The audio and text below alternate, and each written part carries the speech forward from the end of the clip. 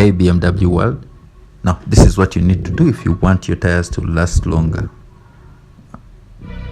As you can see, go ahead and find out the calibrations on the tires, and they should be the same for all the tires. This one, there's an M plus S. Let's go to the front tire and see what it has.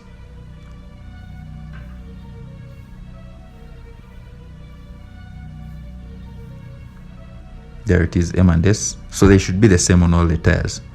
225/45, that's the diameter and radius, and the rim size is 17.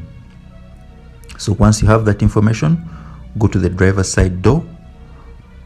Inside the driver's side door, you'll find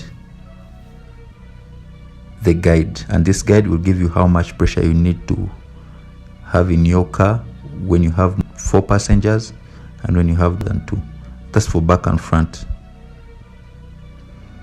And don't forget to always reset the tire pressure monitor as soon as you change the pressure in your tires. This will ensure that your tires will last longer, probably 5 times longer than ordinary tires would. Thanks for watching.